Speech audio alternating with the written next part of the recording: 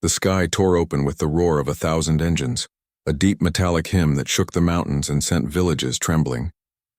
In the valley below, the city of Lyran stood quiet, deceptively peaceful under the orange haze of dawn. Its streets were empty, save for the occasional figure hurrying to shelter. Yet in that stillness there was no comfort, only the echo of fear. Ilara stood on the balcony of her home, her hands gripping the cold stone railing as her eyes scanned the horizon. Beyond the distant forests, the Empire's warships glimmered, their steel hulls cutting through clouds like knives. They had come again. She had seen their banners before, carried on every continent, but never so close, never so absolute. Her younger brother Joran ran to her, panting, eyes wide. "Ilara, they've breached the outer walls.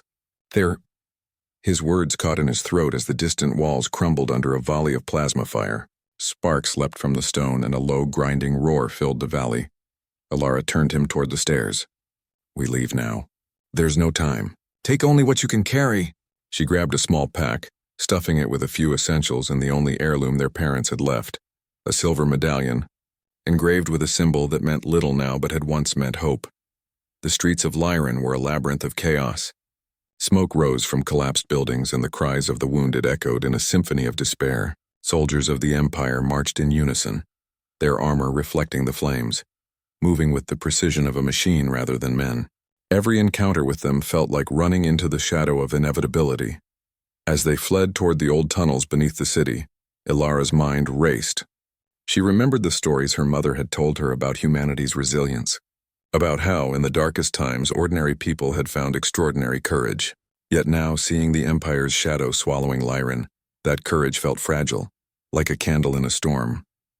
Joran stumbled over a fallen beam. Ilara caught him, her grip firm. "Do not look back," she whispered, though her own heart ached to do just that. Behind them, flames danced higher, painting the stone walls crimson. The city, their home, was dying, and they were powerless to stop it. The tunnels were damp and narrow, winding like veins beneath the earth. As they descended, they were joined by others, a small group of survivors, faces pale, eyes hollow. Among them was Kale, a soldier from the city guard, his uniform scorched but his resolve unbroken. He offered them a hand, a silent acknowledgement that they were no longer alone in their flight. "What now?" Joran asked, voice trembling. The sound of his fear was sharp, almost unbearable. Ilara looked ahead into the darkness of the tunnels. "We survive. That's all we can do for now." But even as she said it, a fire lit in her chest, not of surrender, but of something raw, unyielding, a whisper of defiance. The Empire might claim victory over cities and armies, but it could not crush the human heart. Not yet. Hours passed like days as they moved through the underworld beneath Lyran. They shared whispers of what had been, the markets, the gardens, the festivals, and each memory was a wound and a balm at the same time. They clung to the fragments of their lives because the Empire had taken everything else. At last they emerged into a hidden clearing on the far side of the valley.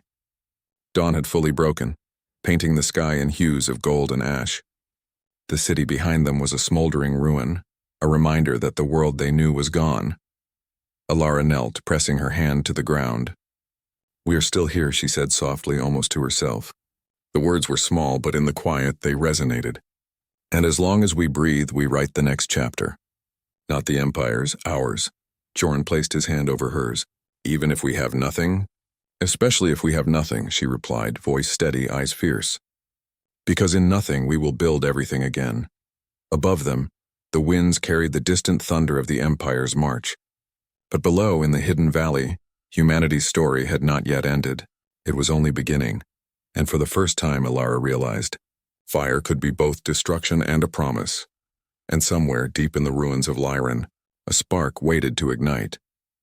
The valley was silent except for the whisper of wind through the trees and the occasional distant crack of collapsing buildings.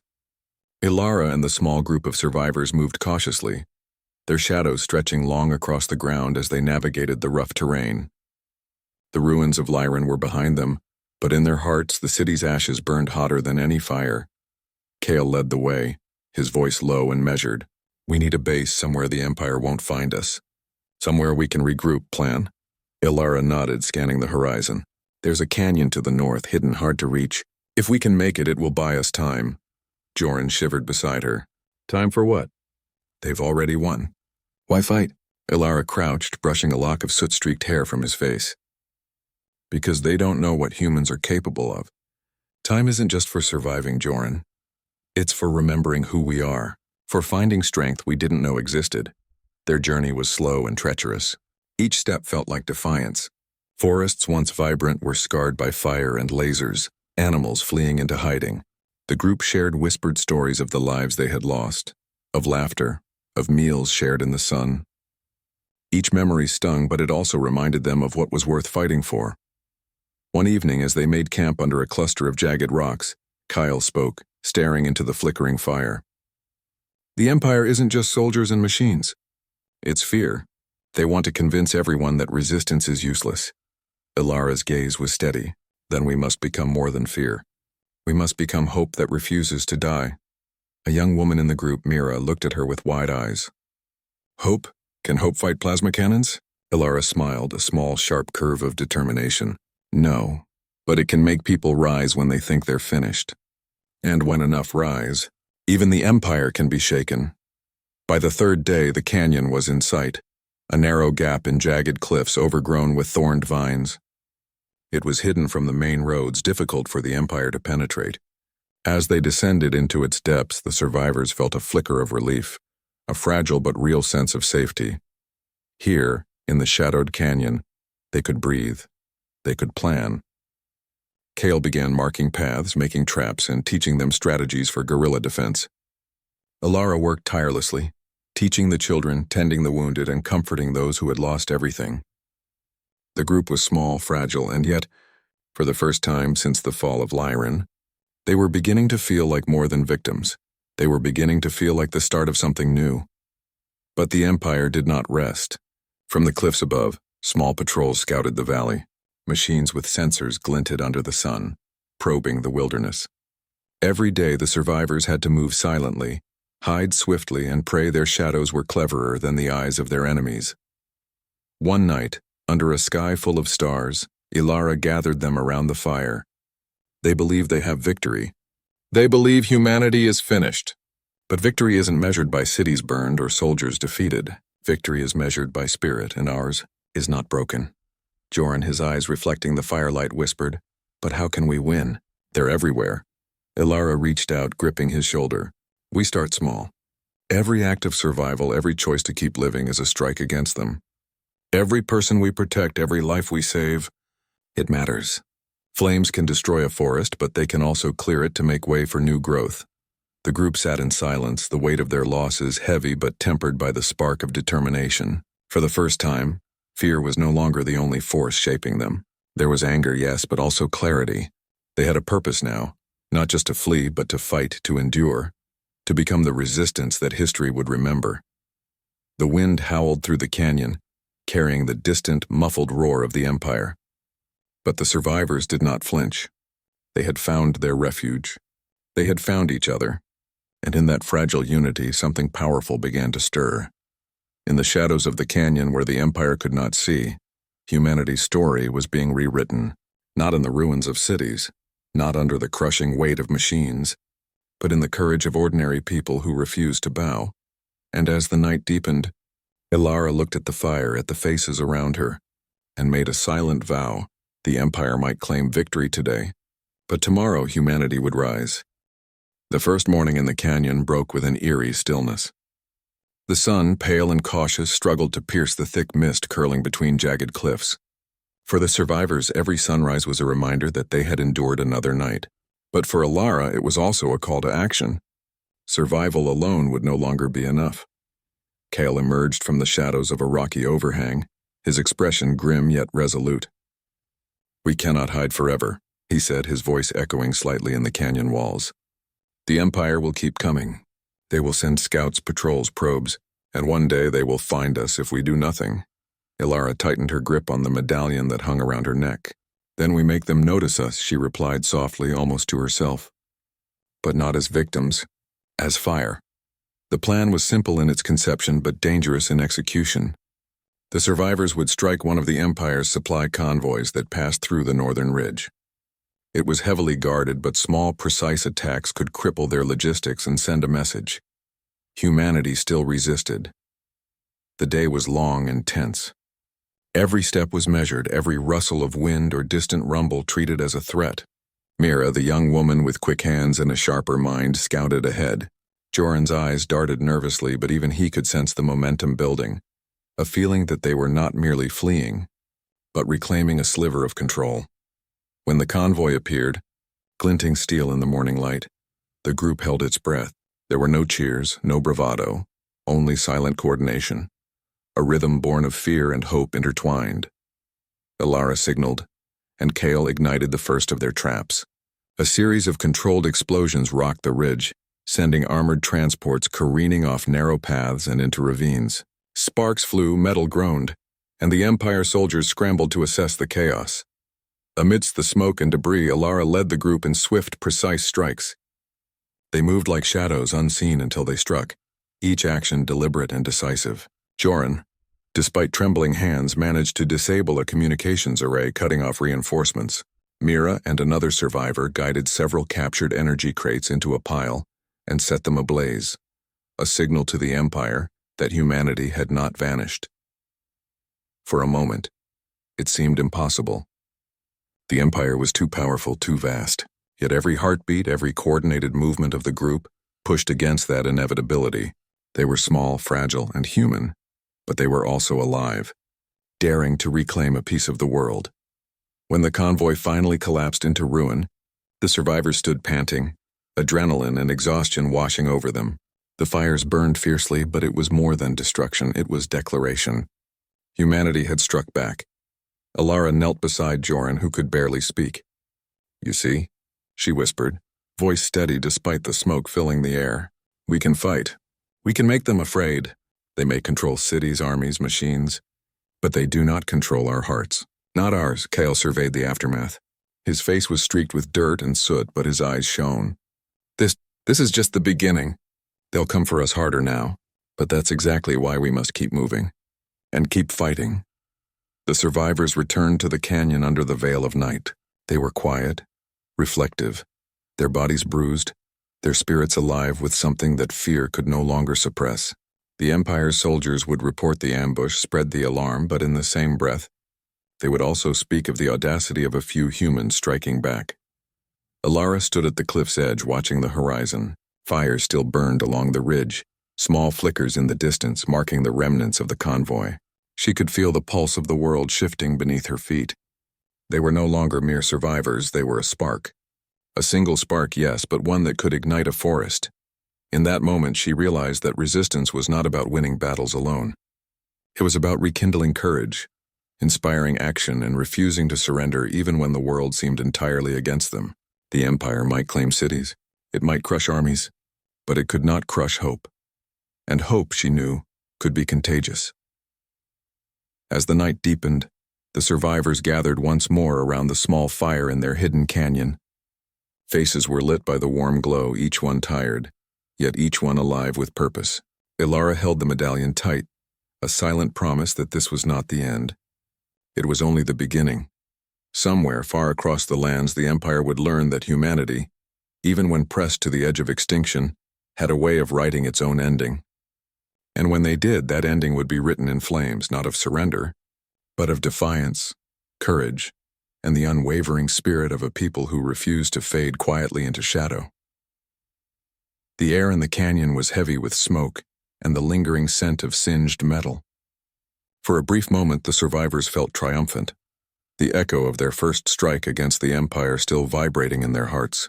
Yet even in that victory there was a tension, a quiet reminder that the storm had only begun. Kale was the first to break the silence. "They'll retaliate," he said, voice low. "The Empire doesn't forgive. Every loss, every insult, they strike back harder." Ilara stood at the edge of the cliff, the wind tugging at her cloak, her eyes scanning the horizon. She had known this day would come. "Then we prepare," she replied, her tone calm but resolute. "We do not wait for fear to find us. We meet it before it arrives." The survivors spent the next days fortifying their hidden canyon. Using fallen rocks, scavenged metal, and even the remnants of Lyran's debris, they constructed walls, traps, and hidden vantage points. Mira, With her quick mind and dexterous hands devised ingenious alarms using scraps of wire and broken sensors. Joran, growing braver with each passing day, learned the patterns of movement in the Empire's patrols, predicting when they would come closest. Despite their preparations, the attacks came swiftly. One evening, a low hum vibrated through the valley, the approach of an Empire drone fleet. The machines moved like a silent storm, scanning, probing, and ready to report any sign of life. Alara's pulse quickened, but she did not panic. "Positions," she commanded. Her voice carried authority, and the survivors obeyed without hesitation, slipping into shadows, crouching behind rock formations, blending into the terrain as if they were part of it. The drones passed over the canyon, their sensors sweeping the ground like a predator's gaze. Time stretched in that tense silence, each second heavy with the possibility of discovery. Mira's hands hovered over her makeshift controls, ready to trigger the alarms, but then the drones shifted course. They did not see them. Not yet. For the first time, a subtle smile crossed Alara's face. "They are clever," she whispered, "but we are cleverer." Yet cleverness alone could not prevent the Empire from escalating. A week later, a ground patrol approached, soldiers in armored suits moving with precision, accompanied by small, hovering attack units. The survivors watched from their hidden positions, hearts pounding. For a moment, fear threatened to overtake them. But then Alara remembered the fire within them, the spark of defiance that had brought them here. The attack came under the cover of darkness. The survivors moved like shadows themselves, drawing the patrol into traps, collapsing weak walls onto advancing soldiers, and setting fires that forced the machines to retreat. It was not perfect, and they suffered losses, minor scratches, torn clothing, and one of the young scouts, barely 16, caught a glancing injury, but they survived.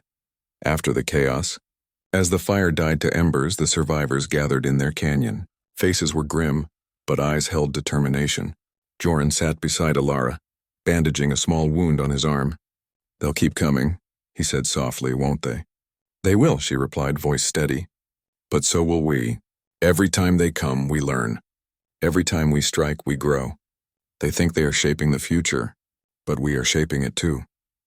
Kale, surveying the aftermath, added, "This is what it means to fight, to survive, to resist, to adapt. Fear is their weapon, but courage is ours." As night fell, the survivors lit a small fire, more symbolic than practical. The flames flickered in the wind, casting long shadows that danced across the canyon walls. For a moment, the weight of their struggle lifted, replaced by the quiet pride of those who had faced near impossible odds and survived. Alara held the medallion, its silver surface catching the firelight. She whispered to herself, "We will not bend. We will not break. The Empire may claim the cities, but humanity will claim the soul of the world." The canyon, once merely a refuge, had become a crucible.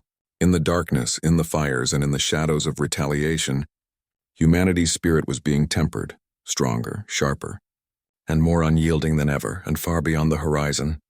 The Empire would learn that even in the face of overwhelming power, the heart of a few humans could ignite a resistance that no army, no machine, no force of conquest could fully extinguish. The sparks had become flames, and the flames were spreading, quietly, unseen, unstoppable. The canyon had become a fortress, not of stone alone, but of human will. Every rock barricade, every trap, every hidden path was infused with the determination of those who refused to submit. Alara moved among them like a quiet storm, checking positions, sharing strategies, and offering words of encouragement that carried more weight than any weapon. Kyle approached her one morning, his expression serious. "We've delayed them, yes, but delaying is not enough.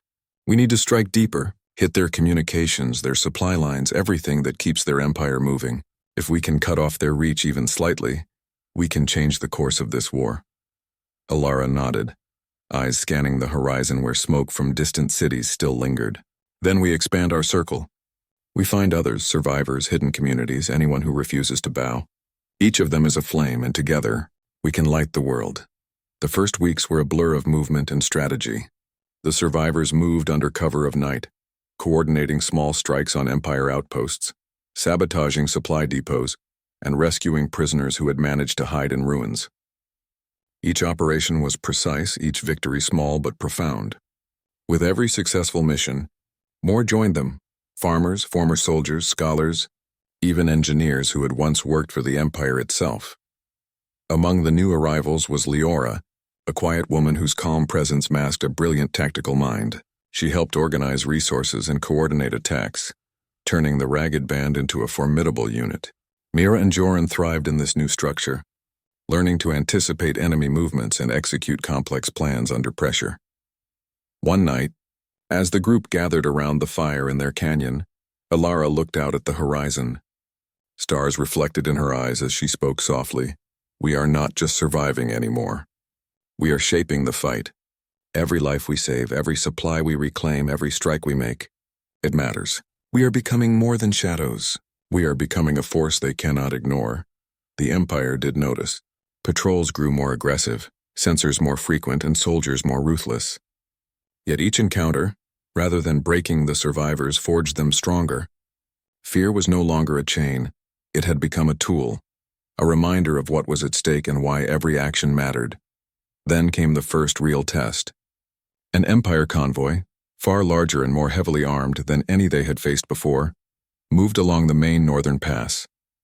The group knew that failure could mean death, or worse, the destruction of the fledgling resistance.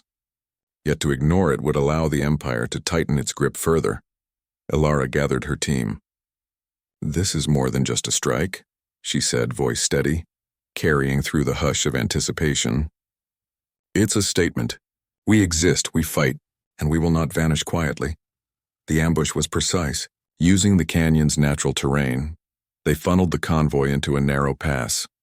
Explosives were detonated strategically, forcing the armored vehicles to halt or tumble into jagged rocks.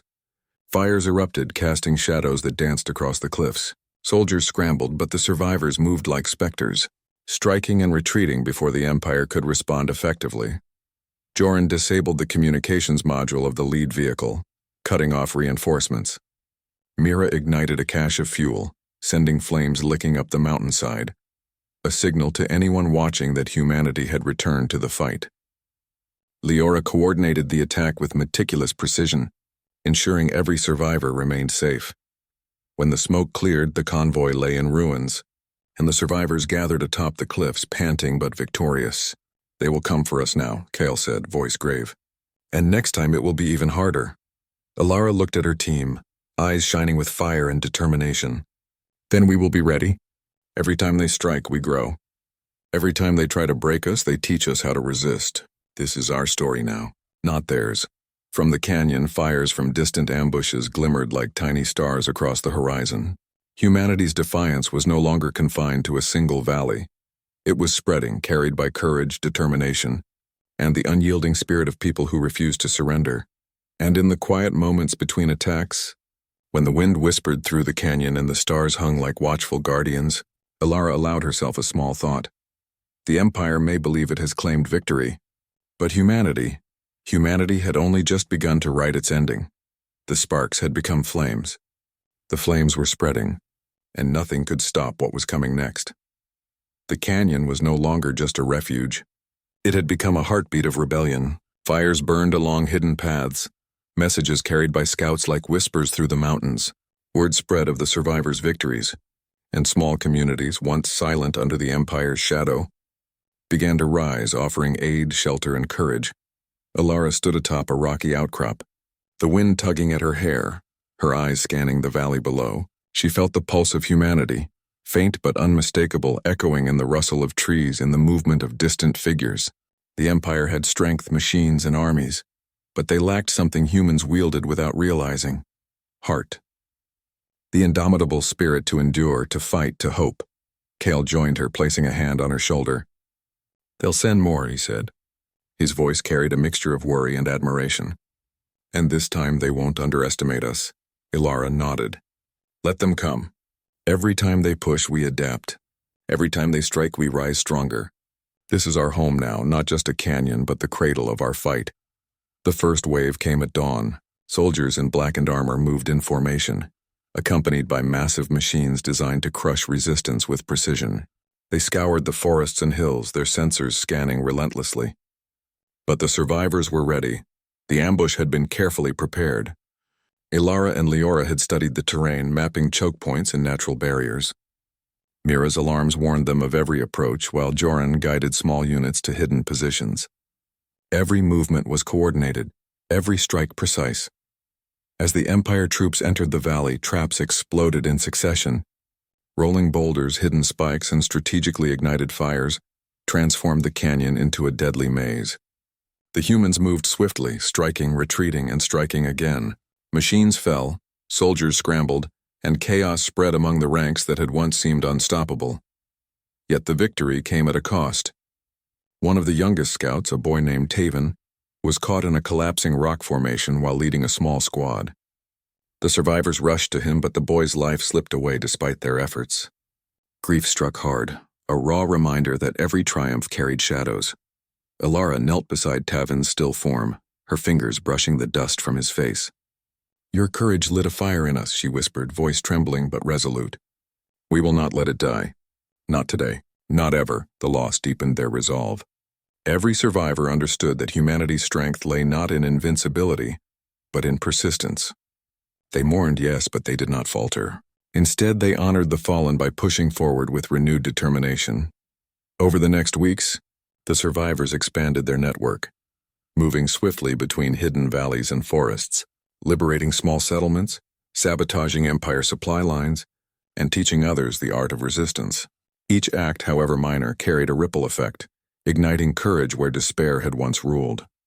Alara grew into a symbol, not just to her small group, but to every human who heard of their victories. She was steadfast, compassionate, and unyielding. Her leadership was not born of desire for power, but of necessity, of understanding that in the face of overwhelming darkness, humanity needed someone to believe in their strength. One night, as they gathered around a fire in a hidden glade, Leora spoke quietly. "They are everywhere. More will come. But so will we. The more they try to snuff us out, the stronger we become." Alara nodded, her eyes reflecting the flames. "The Empire believes it has claimed victory. They think humanity is fragile, broken, but they are wrong. We endure, we adapt, we resist, and one day, we will strike a blow they cannot recover from." In the darkness, the survivors felt a quiet surge of unity. It was more than fear, more than hope, it was conviction. Humanity's story was no longer a tale of loss and submission. It was a story of fire, of defiance, and of hearts that refused to bend. The Empire might control the cities, but the canyon, the hidden paths, the hearts of the defiant, those belonged to humanity. And as the night deepened, a single thought ran through Alara's mind, quiet but unwavering. They can take everything from us, except our will, and that will, once ignited, could set the world ablaze. The horizon was alive with movement. Smoke and fire stretched across the valleys and hills, the aftermath of countless skirmishes. From high above, the Empire saw a world it thought conquered, yet it was not silent, not empty. It was alive with resistance, alive with human defiance. Alara stood on the highest cliff of their canyon, the wind tugging at her cloak, her eyes tracing the distant shapes of the Empire's forces. They had amassed the largest army she had ever seen. Armored battalions, massive war machines, drones that filled the skies like swarming locusts. And yet she felt no fear, only fire. Kyle approached, placing a hand on her shoulder. "This is it," he said quietly. "All or nothing. The Empire is coming, and we cannot hide anymore." Alara nodded. "We don't hide, we strike. Today we do not just fight to survive. We fight to reclaim everything they have tried to take from humanity." The survivors had grown. Hidden communities, once scattered and afraid, had answered their call. Farmers, scholars, engineers, even children trained in survival and strategy. They all converged on the canyon, creating an army not of machines but of hearts. Every person, every mind, every hand became a weapon against tyranny. As the Empire descended, the humans executed a strategy that was both audacious and brilliant. Fires were set in precise patterns to obscure vision and create false paths. Hidden teams sabotaged armored units from the flanks. Scouts moved like shadows across the battlefield, striking with speed and vanishing before the Empire could retaliate. Alara led a decisive strike at the heart of the enemy's command center. The climb was treacherous, but nothing could stop her. Each step was driven by purpose. Each breath a defiance of the Empire's assumption that humans were fragile. The survivors moved as one, a living wave of determination, and when they reached the enemy's stronghold, chaos erupted. Machines fell to clever traps. Soldiers were disoriented by sudden ambushes, and the command center's communications were destroyed. The Empire's coordination faltered, its overwhelming power reduced to disorder. It was in that moment that the humans discovered a truth that could never be measured by technology or armor. Unity. Courage and ingenuity were weapons far stronger than fear. In the center of the battlefield, amidst smoke and fire, Ilara raised her voice. We are not conquered. We are not afraid. We are human and we refuse to be broken. Her words carried across the valley, echoing from cliff to cliff, stirring courage in every heart present. The Empire's forces hesitated. Machines paused. Soldiers faltered. And in that hesitation, humans pushed forward with relentless determination. One by one, the Empire's lines cracked. The illusion of invincibility shattered. Joren, now grown braver and stronger, moved alongside Ilara, disabling a war machine with precise strikes. Mira guided squads to reclaim fallen supplies, ensuring every victory counted. Kale coordinated forces like a general born not from rank but from necessity. Leora's strategy turned chaos into order, turning the battlefield to humanity's favor. When the last of the enemy's forces retreated, smoke rising like a curtain over the valley, the survivors stood victorious, not just in battle but in spirit. Humanity had not only endured, it had triumphed against the impossible. Ilara looked at her people, at the firelight reflecting in their eyes, and felt a deep, unwavering pride. They claimed victory over cities. They claimed victory over armies, but they will never claim victory over the human spirit. Silence fell, not of fear, but of reverence. The stars above seemed to shine brighter as if witnessing a story long overdue. The story of a species that refused to bow, refused to surrender, and refused to fade quietly into the dark. And somewhere deep within the ruins, the fires of rebellion that had started small, almost invisible, now blazed across the horizon. Humanity's story was no longer one of loss and despair. It was one of courage, ingenuity, and hope. The Empire had believed itself unstoppable. It had believed that the human heart could be crushed like stone beneath its might. But it was wrong. Humanity had written a new ending, not in shadows, not in submission, but in flames. Ilara lifted her medallion, catching the glow of the setting sun. "This is our world," she whispered, "and we will protect it together." As night fell, the survivors lit fires across the hills and valleys, each one a beacon of defiance. And far beyond the battlefield, in hidden corners of the world, humans saw the flames and knew. The story was not over. It was just beginning. The Empire had claimed cities. Humanity claimed destiny. And from that day forward, the world would remember the courage of a species that refused to yield. The day humanity wrote a new ending in flames.